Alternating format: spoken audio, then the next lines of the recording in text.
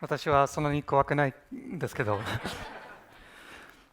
Imagine you're 22 and you just graduated college.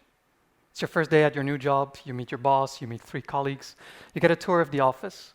And once that's done, your boss gives you your first assignment. In the next 2 months, I want to grow the business. 1 new product, 4 new markets, 10 new people. I will take care of the product and the marketing. The rest, I will leave to you. What's the first thing that crosses through your mind? If you're like me, you're thinking, what do I do now? Business school had prepared me for joining a big corporation, taught me about compensation schemes, about accounting, organizational structure. So useful for a big company. But when you join a startup, there's no process, there's no system, there's no mentor. There's only chaos and trial and error. The whole first day I was thinking, if only we had X, or if only we had Y. On the way home, I felt pretty useless. I hadn't accomplished anything that day. So I thought to myself, why did I join this startup? I enjoyed the vibe. I thought it looked interesting to work. The mission, I could resonate with that as well. And I thought the people that were working there shared that same sentiment with me. So what do we have in common? We all studied business, marketing, or communication, and we loved video games. The startup we were working for was a mobile game company. So what if tomorrow I make a job description covering everything that we find interesting about this job, and I then share it with every business school in Europe? That's how I overcame a new situation every single day. I would struggle, I would be lost, and I would complain, if only we have this, or if only we have that. But the market waits for no one. So eventually I would have to find a solution, and I usually found it by asking myself, what if? 2 years later, we had expanded the company to 25 people, managing 8 different products. And then I got a call from my boss. We're running out of cash, and we need to let go of half of the staff. By when? I asked him. We got 6 weeks. I was 24, and to date, that's been my most difficult experience. To tell someone that they will be without a job in 3 to 4 weeks. With every conversation, it became easier, but it never became easy. And what made it so difficult was that I hadn't seen it coming. And as a result, my team hadn't seen it coming either. Optimistically, we had been talking about interns becoming employees, temporary staff becoming permanent. Everything was sunshine and rainbows in our world, but it wasn't. If only my boss had told me earlier. I had 2 weeks to prepare the office, to tell everybody who was going to stay, who was going to be let go, and what we were going to do moving forward. And it made me sick in the stomach. But it wasn't just here. It was also here. Because at the same time, my girlfriend of 4 years had just broken up with me. And I hadn't seen that coming either. If only. That darkest time is now my proudest moment. What once felt hopeless was overcome both professionally and personally. A few weeks after that, I joined my ex-girlfriend's graduation ceremony. She had asked me to join it so I could take care of her parents, which I had promised her months earlier, so I did that.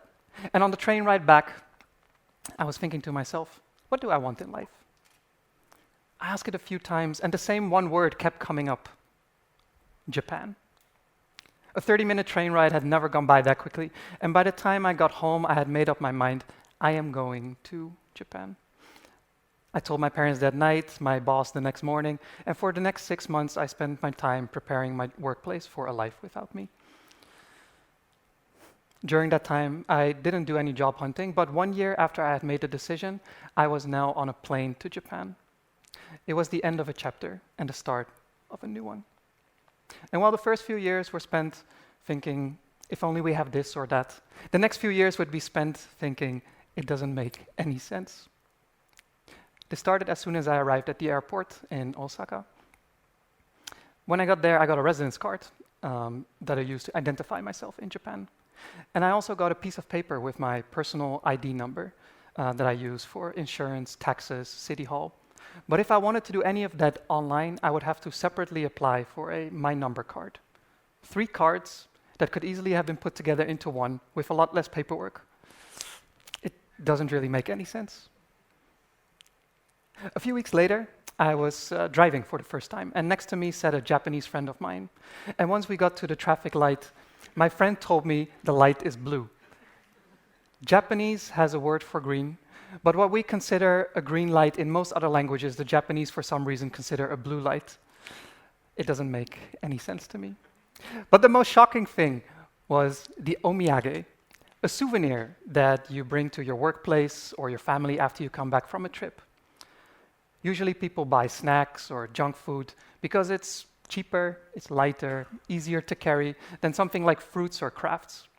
And what ends up happening is that people bring gifts that they don't want to give to people whom half don't really want to receive it because they don't want to eat for dieting or health reasons.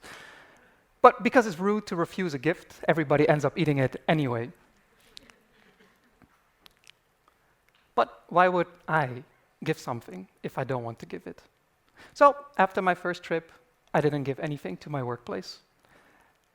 And that was the first and only time I ever did that, because I had to make a choice.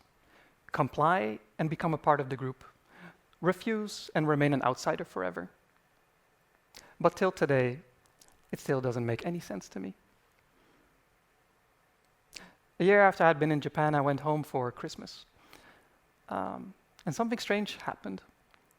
Like a woodpecker banging its beak against a tree, I was nodding, making a tiny bow that is normal in Japan as a greeting or an apology, but that confused every Dutch person I met on the street. And it almost got me into a fight when I bumped into somebody who thought I would say, "I'm sorry," and all he got was a nod. That made me realize I had changed, but not because I want to, because the environment made me. Back home, I also talked with my friends and family about things I had experienced, and their response was the same as mine had been for 1 year. It doesn't make any sense. But now, I found myself trying to explain why things were the way they were, the Japanese culture, the history, the intentions behind the actions. And I realized a second thing. The same objective reality is subjectively different. One's perception changes everything. So I returned to Japan with a new mission. Instead of making others understand me, I would focus on understanding them. If the environment was going to change me, I wanted to know how and maintain a sense of control. And with a lot of trial and error, I found 2 things in particular very helpful. Asking why 5 times. Ask it once and you will get to a superficial reason. But continue to dig down and you will get to the core of the belief, the feeling, the project, the idea. And at the same time, I would change my messaging. My mama always said, "It's the tone that makes the music." The same content can be presented differently, structured differently, phrased differently. I experimented with everything during that year. And as I went from making statements to asking questions, I not only gained new perspectives, but I also improved my relationships. As I started to focus more on the other person and change the way I phrase or say my question, people would open up, they would become supportive, or they would change their opinion altogether just from questions. And this made me realize 2 things. 1, understanding comes from asking the right questions. And 2, framing, so how we say things, changes the feelings, the thoughts, the beliefs of others. So when you hear all this, you think everything was going well, but I was struggling at work. With my startup background, I just couldn't handle the bureaucracy of a big corporation, and it was suffocating me. So 6 months into my second year, I started to think, what if I ask myself better questions? Why do I feel this way? Why am I struggling? Why? And what if I were to quit? And that last question unlocked everything, as I now realized I had a choice. I could change myself to fit the environment, willingly or unwillingly, or I could change the environment to fit me, to take control, or to relinquish it. Knowing I had a choice was liberating. And once you've seen this alternative reality, you can no longer unsee it. All that is left is figuring out the how. At age 28, and with 2 years' worth of savings, I thought, if not now, when? Since the environment was changing me in ways I didn't really like, I had made my decision. It was very simple. I would start for myself. So once again, I spent 6 months preparing my workplace for life without me, transferring my work during the day. And every evening and weekend, I would spend myself preparing for the next step. It was 2.5 years after I had come to Japan. I quit my job, I started for myself, and it's the start of chapter 3. And 3 weeks into it, I was completely miserable. To quickly earn money, I thought it would be smart to, when the markets were open, day trade stocks. And when the markets were closed, to do dropshipping, an e-commerce business. Neither was fun, neither energized me. I was not interested in them, I was not skilled in them. They just drained my soul, to be honest. And this wasn't it for me. But I now knew that I could change my feelings and thoughts with the right questions. So all that remained was finding the right location. And a few years earlier, it had been a train ride, but this time on Awaji Island, I went to the beach. And while the waves were hitting the shore, I asked myself again, what do I want in life? Except this time, it was silent. I sat on the beach for a few hours pondering the same question until I had an idea. What if instead of asking what, I ask who? Who do I love to help? How can I help them? Which people have similar struggles? And which people should I contact first? These questions gave me a list of 10 people, and I decided to reach out to the first 3 of them, tell them what I had in mind, how I could help them, that I wanted to do it for free for 3 months. And fortunately for me, all 3 of them said yes. And the best thing was that one of them turned into my first paid client at the end of the 3 months. This was how I started and grew my coaching business. I would identify people that I would love to work with. I would figure out how I can help them and make sure that I can help them. Do the work for free, and either they would become a paid client or they would refer me to somebody else. And then word of mouth would take care of the rest. So by now, you must be thinking, Jim has found his calling. He's got clients, his business is growing. Happy ending, right? Except the struggle this time was not changing my thoughts or my feelings or beliefs. It was my actions. Because you see, when you quit your job, all of a sudden you have 24 hours in the day. You decide what to do, when to do, how to do it, from the moment you wake up all the way until the moment you go to sleep. And in my case, that resulted in massive procrastination. Too much freedom is just as bad as having no freedom at all. I couldn't handle it. So I decided to study people that I admire, people I respect. Businessmen, athletes, investors. How can they get so much done when we all have the same 24 hours? And it was surprisingly simple. They change their environment, which then changes their habits, their actions, their beliefs, and ultimately their identity of who I am. The people I studied, in my case, also were very structured with their day. So I thought I would copy that. Every night, I would write down 5 to 10 tasks I would get done the next day. I would wake up, would look at the list, start with the easiest, work my way down, and never got more than half of them done. So the next day, my list would be even longer. And I would struggle again, getting even half of them done. And as a result, I would feel even worse than I did the day before. This continued for a few weeks until one day I thought, if in the Netherlands questions could change my feelings, And at my previous job, they changed my thoughts. Can they do the same for my actions? And the answer is yes. And there are 4 questions in particular that changed my life. What, if done, makes everything else easier or irrelevant?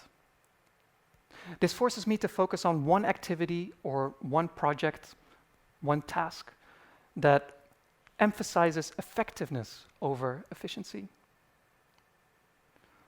What energizes me? How can I do more of that? What drains me? How can I do less of that? I would ask these 2 questions every single week to improve how I spend my time by focusing on things I enjoy, that give me energy, that I feel passionate about, that I'm skilled at. And I would wrap it up by asking, what can I eliminate easily? If that didn't bring an answer, I would hypothesize. What if I stop doing this, or I stop doing that? It's not addition, but subtraction. The elimination, the cutting of tasks, habits, projects that reduce my stress to near zero, while at the same time improving the quality of my life and of my work. And what connects these 3 chapters of my life are questions. If only turn into what if. It doesn't make any sense, turn into why. And procrastination and stress were also overcome with questions. That brings me to the final message I want to leave you with, the most powerful question I found. What if?